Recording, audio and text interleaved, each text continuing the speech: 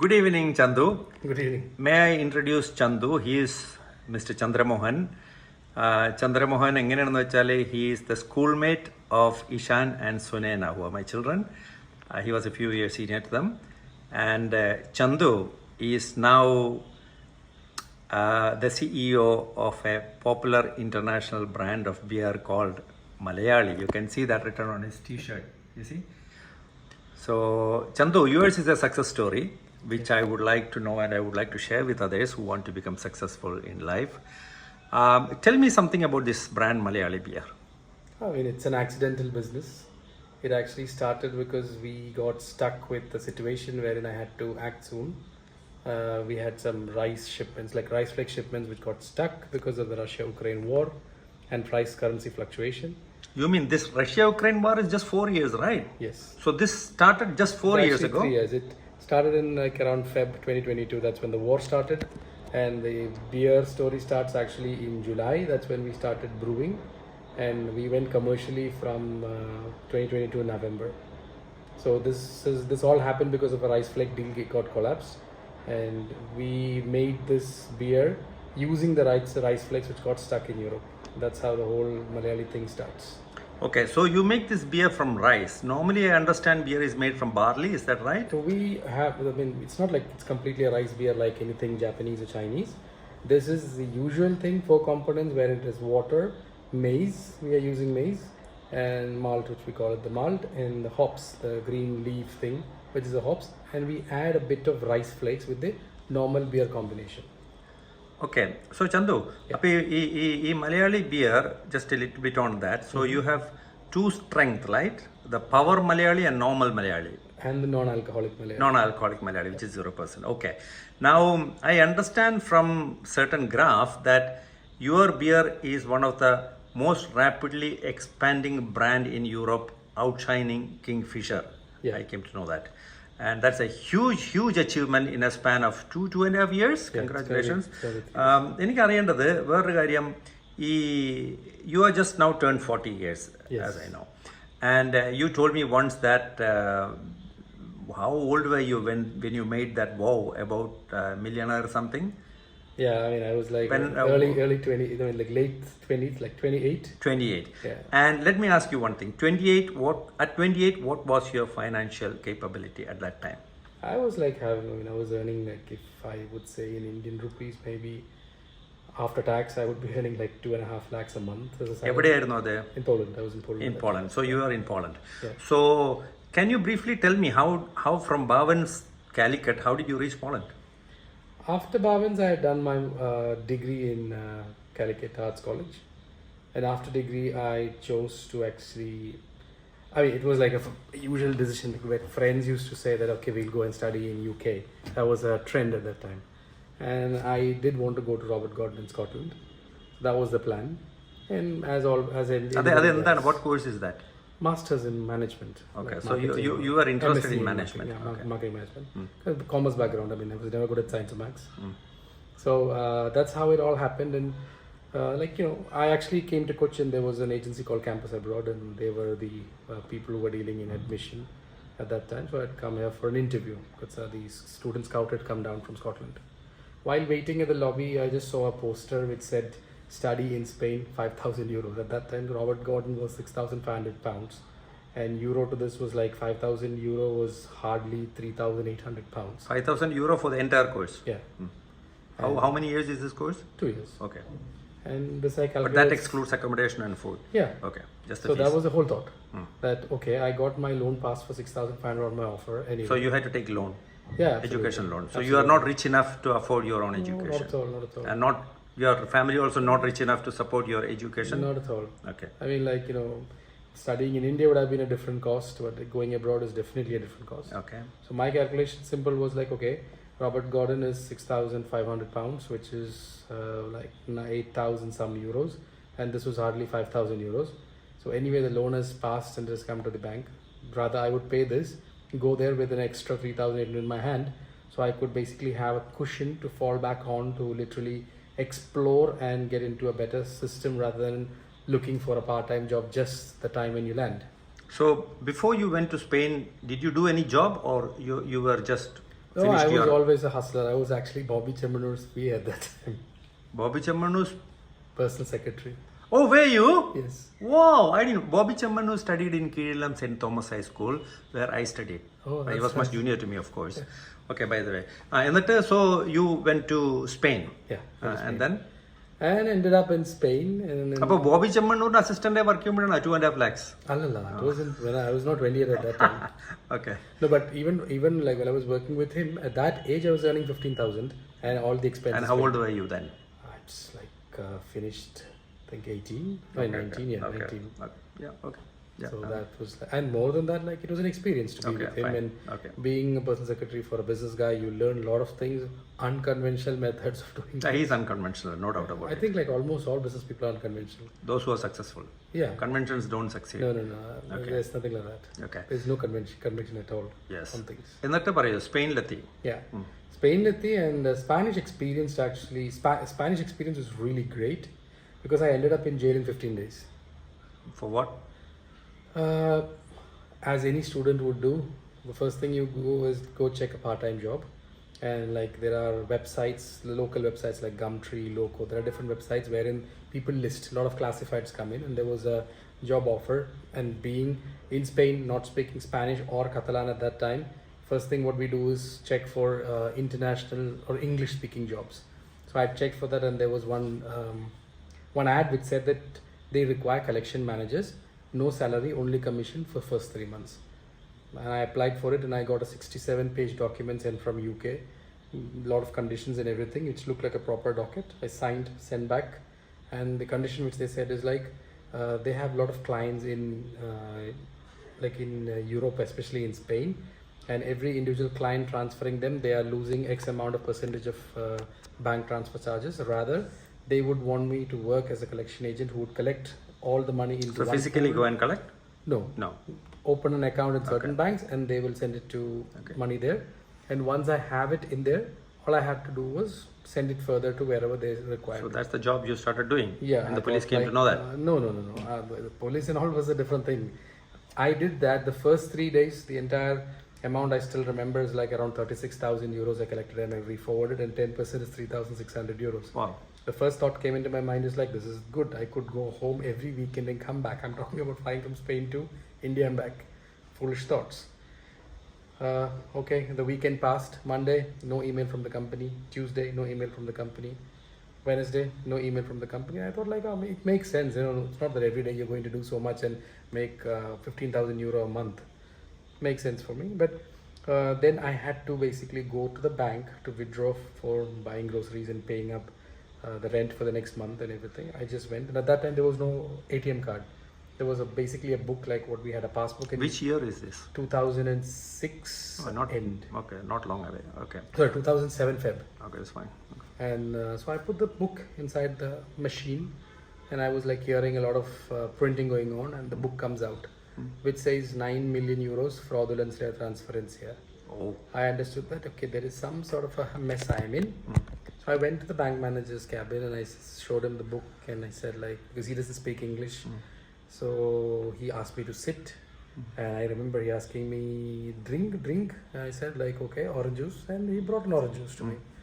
While sipping it, I could see 2 police cars come, because through the window I could see 4 of them step out. The manager goes out and points finger towards me. The next thing I know is like, that they came in, they asked me something in Spanish and Catalan. I have no idea about what the language was. Right. Okay. Handcuffed me and took me. Okay, so 15 days you spent and then they found you innocent and they released you. Right. No. This was the 15th day of me. Oh, 53. How long you spent?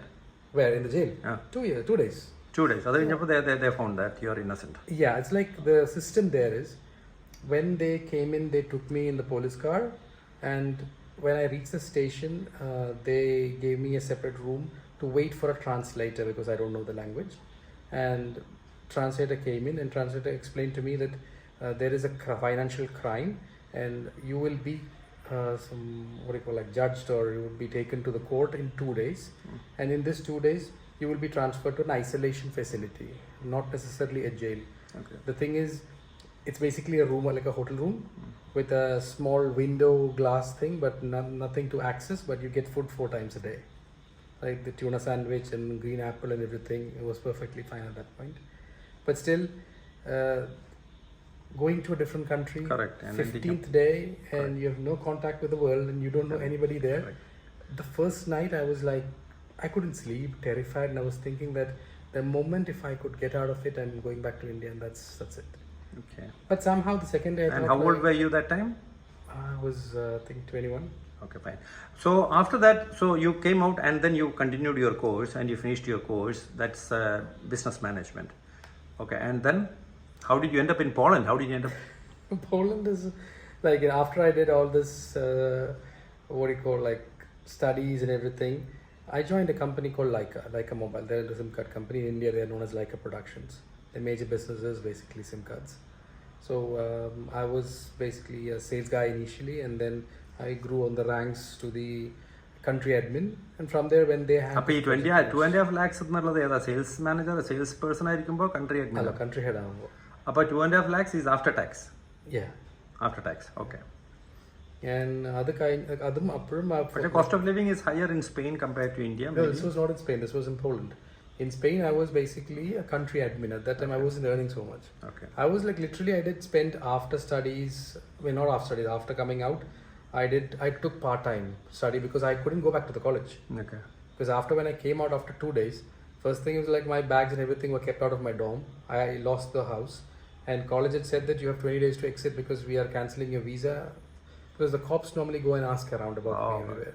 So I couldn't study. I went to the cops. I said, like, see guys, you went and checked and now this is what is happening. I came here to study. And then they basically spoke to the college. They gave me the money and they gave me 1 month to find a course. If I find it something, I can stay in the country. And I found a part-time course wherein I would study only on the weekends, and it was like a 4-year stretched course. So I worked basically at a bar at that time to, make a living out of it and support my brother who was in Italy at the same time. Who was where? Who was in Italy at the same time. Italy, okay. Your younger brother. Yeah. Okay. And then your job took you to Poland. Yes. And then what triggered you to think about manufacturing beer? After I worked for 4 years, I quit the company which I worked for. Then I went into my own business. 2.5 years it went well. It crashed. I went into a negative $200,000 debt, and then went into consulting back again to recoup it. Now this is very important. Yeah. You went into minus 200,000, Yeah. not zero. No. Minus. Which means you owed $200,000 to someone. Yeah. Now, someone or bank? Both banks plus which I had taken out, but So mostly banks. to become zero, you still had to make $200,000 US dollars, right? Yes. You reached that stage. Absolutely. Okay, and then And then what happened was, like, technically my wife was 8 months pregnant, and at your that wife time- is Polish, isn't it? Yes. Yeah. 8 months pregnant. At that time, my situation was so worse that I had to leave her, and she was 8 months pregnant, to go to Portugal for a consulting business, because at the end of the day, I have to earn money to pay off my debt. So I went back, and there it was really, it was sad, but it was that actually, kind of that situation at that time really made me think many things different. Because at that time I was always dependent on the income which I could earn from XYZ things. And there was an incident wherein I had only like 20 euros in my pocket, and I had to fly to Portugal at that time because company was paying my tickets for that, so I didn't have to pay for the tickets. I was dropping my daughter, the first elder daughter, at the kindergarten, and I still remember that question wherein she was asking me like, Daddy, can you buy me a slipper next time when you come, because these are small, my feet are coming out. And all I had was 20 euros in my pocket. I did cry literally at the airport, thinking like, what sort of father am I that I couldn't do that. But at the plane, I was thinking like, no matter what, that child came and asked me. So she is confident on her father. Why can't I be confident on me? That actually triggered a lot of me. I just figured, I was like spending my time in loneliness because I never knew anybody in Portugal. So after work, I used to come to my apartment and sit and think of how to come out of the situation, what all I can do. During that time, I studied day trading. From the manuals and everything, I was trading US stocks, and I was good at tape reading. I did penny stock trade a lot. I started with like $500, and that entire year I made $98,000. But still you were down by $102,000. Yeah. Now, you said you decided to become a millionaire by the age of 40. Did that thought occur at this stage or before or after? Before, when I was 28. When you were 28. And how old were you when you were down by 200,000? I was like 34. 34. So there's no way you're going to be a millionaire, right? At that stage, if somebody At that asked time, you. I was not even thinking Yeah, about you're it. not thinking. But anybody in your shoes would think, okay, forget it. Isn't it? Okay, fine. But then, my wife, even though mockingly she used to say this to my daughter, and again, as I said, like she believed that I would become. So when she believes, why can't I believe in me? Correct. So I just thought, okay, one thing which I realized at that point is something which God gives everybody equally, which we all don't know how much we have and we can't measure it, is time. Yes. It is all about spending that particular currency. How you're going to spend is what is going to make you what you are. Correct. So from that moment, I started to spend it only on a selfish thought of what I am gaining out of my life and not affecting somebody else's. This is all I measured, and I went all in with all my thoughts. I went into consulting. I studied consulting in the sense being part of a company which was established in many countries. I had traveled extensively. I've seen many different types of culture. I was able to advise many companies of what to do with it. You That's are how I something joined like the a chamber. consultant for companies, Yeah, and you that's rose how- to that level. That's how I changed. That's how I became a consultant for the Chamber of Commerce in Poland. So, as far as I know, you touch, but you don't drink beer, you don't drink alcohol, and you have never drunk beer in your life. I've never had alcohol in my life. Being the CEO of a popular, rapidly expanding brand of beer, Yeah, overtaking the well-established Kingfisher brand in Poland. in Poland, I know, in Poland, and the CEO says he never drank beer. No. So how do you assess the quality of your beer? That is exactly the beauty of it. When I don't drink, I have to give that to the consumer to get a proper feedback. Actually, what the beer is, or the quality, or where the beer stands today, is all thanks to the consumer's reviews. Without that, I wouldn't be improving. If I would have tasted, if I would have liked, that is for me to like, and I would have made it for me to like. Now I'm making for people to like it, which is much more efficient than me drinking it. Okay. Were you ever tempted to try your own beer? No. Okay. Now, there are lots of business opportunities. What drove you to beer? Yeah, as I said, this happened because of one of the clients whom I was consulting for. He was a rice exporter from India, and I was in fact helping him find clients in Europe in general. And the African community in Poland, they had a specific request for rice flakes. It's part of their breakfast, parboiled rice flakes. So they had placed an order, not a big one, 5 tons in a mixed container, and it was shipped from India. They paid the advance, and the rest was payment on delivery. They paid the advance and all. It was hardly 4 days for the ships to dock in Hamburg. That's when the Russia-Ukraine conflict starts. And trading currency is dollar. The Polish currency and the dollar went haywire. It was more than 100% change, uncertainty. The deal collapsed. They didn't take the goods there. They forwent all their advance, but they didn't take the goods.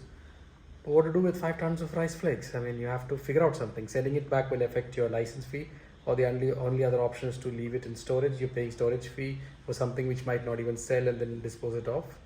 So thought okay, what can be done with it? And we tried to, in fact, talk to a few companies. Being in the chamber, you get few companies. So companies were specializing in pet food industry. That's when I realized actually pets eat much better food than us, because it takes around 9 months to get certification if it is safe or no. If it is human, they're just selling it off packets. So that's again a long gone. Well, I turned to Google to check what I can do with it, and I saw there was a beer called Komban, which was done from Palakkad and Matta in UK.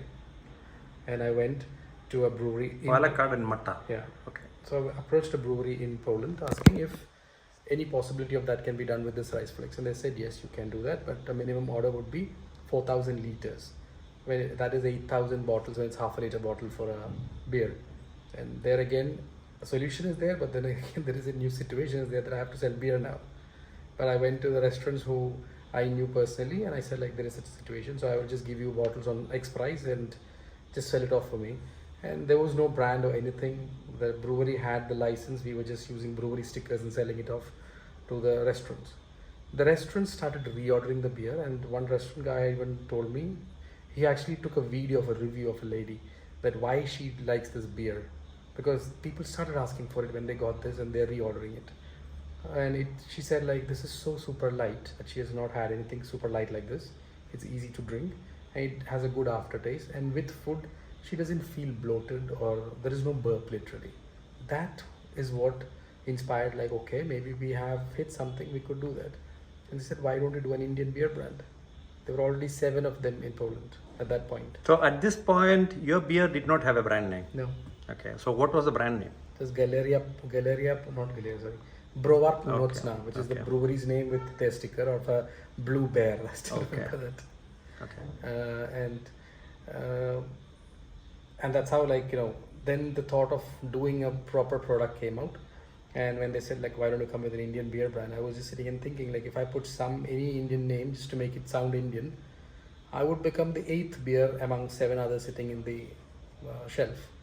I wanted something exotic, something related to our place, but some name which a European wouldn't understand or feel it is Indian. And at that point, there was this Operation Ganga which had happened, which I was actively a part of. And there was an article about me in Times of India. Me and my friend who had been at the border, it said, it's our duty, says Malayali volunteers. So I thought, like, why not use the name Malayali? Because on that day, among all the Indian diaspora volunteers over there, majority were from Kerala who came to help for that 7 days. Like, selflessly, they were working all the time. So that is how the idea of Malayali came in. I checked if it can be trademarked, and thanks to that there is a classification for alcohol, which Malayali wasn't done by anyone. So I took over and I just put Malayali. So now you have your own factory, right? No. We are basically going by the model of Red Bull. Red Bull is a $47 billion empire with 0 production. Okay, like Factories Uber produce taxi. for them. Yes. So we do the same. We have 9 facilities, 9 breweries in 5 countries brewing for us. And the way we do is, in Europe, every business, not like any factory when they set up, government gives them subsidized rate for electricity and subsidized rate for water they use, especially when it is a brewery, on a given condition that this will be the minimum consumption they will use. So the breweries which is not reaching it and there is a gap which has to be filled, we take it for cheaper cost and we produce it over there. It helps them in a way, it helps us in a way. Okay.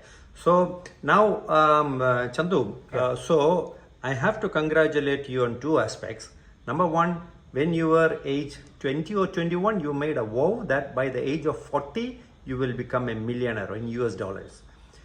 As far as I know, a few months ago, you turned 40, and just 1 week before that, you sold 25% of your company share for $1 million. Yes. A huge congratulations. That's the importance of setting goals and achieving it, right? Yeah. So that's amazing. And the other thing I want to congratulate you is that I think last week or a couple of weeks ago, you had a huge launch in Singapore. Yes. And you have now come to Kochi to have a launch in duty-free shop in the airport. Yes. So really proud to know that. Our 18th country. Really proud, 18th country. Wow, wonderful. Really proud to know that, Chandu. And your wife is Polish, and she is a doctor, psychologist, treating autism. Therapist for autistic and Down syndrome. Wonderful, kids. wonderful. And you have 2 little daughters, Maya and Julia. Yeah, Maya and Julia. Wonderful. And Chandu, so I'm sure I don't have to wish you success. I mean, yours is a success story, and it's a never-ending success. Success is never, as you told once, there's no end point to success. If you put an end point, that's not success. That's an end point. I mean, like, see, success for different people could be definition of their own. Certain people feel successful with X amount of things. I mean, I'm just trying to not even look at all such factors which makes you think successful, because I think then I would either slow down or stop. This is more like, when you're at your deathbed, finally, at least I would have a conviction that one life I have done so many things which I was wanting to, certain were failures, certain were success, but I didn't go without a fight, or I didn't go without trying. I don't want that reason to hold me back. Okay, let me ask you one thing very honestly. Yeah. Now looking back, if I rewind your life, Yeah. if you had not left Yeah. Kerala to Spain, that was your first abroad thing, isn't it? Yeah. If you had stayed in Kerala, like hundreds of thousands of Malayali youngsters, do you think, well, we don't know how, but do you think the possibility of you having achieved this success would have materialized with equal possibility? I mean, I would have achieved something else, most probably, some other success, most probably. You would have achieved. If I was staying back in Kerala, one thing which I would be really interested is, like, Kerala, I'm not sure, but India in general. I'm talking about Kerala. Kerala, I mean, why I'm asking is that, I mean, is there any potential for a man of your vision and your dream and enthusiasm? Well, most youngsters in the early 20s lack what you have, the drive. The drive you had when you went to Portugal. I mean, until then you had little Spain. drive, but Spain, yeah. So, the environment, the society, the thinking process, is it conducive enough to inspire a youngster, or would you suggest, given an option, your options of becoming successful is hugely different when you go out of Kerala? Or would you advise all youngsters, no, you stay back in Kerala, you will be equally successful? What's your opinion? success requires freedom. Okay. And when you are in your own state, you are not free at all. You, more than you not being free, is thanks to society, especially your parents. They would be holding you back for many reasons, that how society would look at things of what you do. Even while I was in Spain, when I used to run Irish pubs over there, my mother was not so happy or keen to even tell family that I run a bar. So, leave alone being here, she was not happy doing me doing that. And now I'm known in the world just for the beer brand. So this is something. Okay. So in Kerala, I find that people get A plus marks in 99.6% pass and graduation, but അതൊക്കെ കഴിഞ്ഞു കഴിഞ്ഞാലും they have no vision on what they do with their life. Most of them have no clue what to do with their lives, and there's an exodus of students going abroad to study and things like that. But what will be your advice to youngsters who finish their +2 or even some degree? I'm not talking about professionals like IIT, MBBS and all that, but art science degrees. What's your advice to the youngsters of Kerala? Advice to youngsters of Kerala is like, see, something as I said at the beginning, everybody has same thing, time. That is all we have got, equal. But there is an art of buying time. It's like you and me. You have an experience in terms of years because you're elder to me, you've seen the world in a different way. A good conversation with you can actually get me educated because you're sharing your experience. And while sharing your experience, I'm actually buying that time of what you have lived. So the youngsters should literally look into what they would like to achieve in life. Just write down a goal, even whatever, setting up 100 restaurants or 10 restaurants or whatever, or going for X amount of things. No goal is small, and you cannot compare one person's goal to a next person's goal because it could be different. So there is nothing like that. It's totally irrelevant what you become in life. It's about what you wanted and how you did it. And never ask somebody what you should do. You tell them what exactly you require, because your life, you have to go for your requirements. So never waste time on asking questions of what should be done and what not to be done. Fix something, and if there is, always figure out some mentors who have lived their life. Why do people call about mentorship is not just because that you need a mentor. It's actually they are letting you buy time of their experience, and that is something which you should always do. That is the only way you can actually buy time. Okay. What is your opinion about the law of attraction? You visualize things and it comes to you, the universe conspires to bring to you, etc.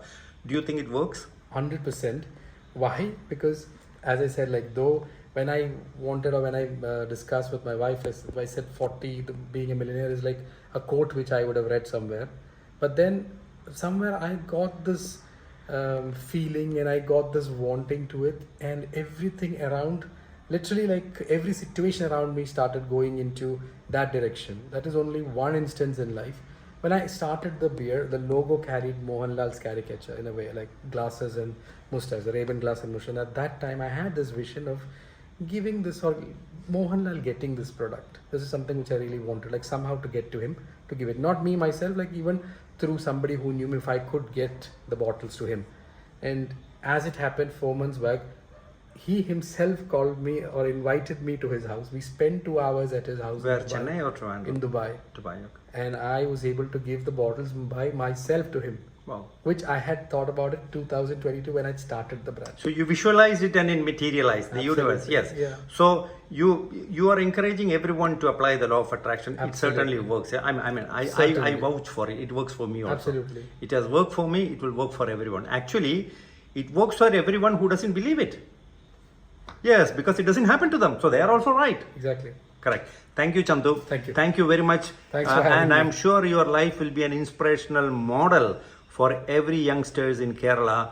and they should pursue their passions, set goals, achieve them, and most important, understand that you have only 24 hours a day. And never stress at all, because even if something doesn't happen, there's no point in stressing, because even if you stress, the situation is same. Correct. Just look for the solution. Crises are always there. Focus on the solution, not the problem. No, not the problem at all. Problems always are there.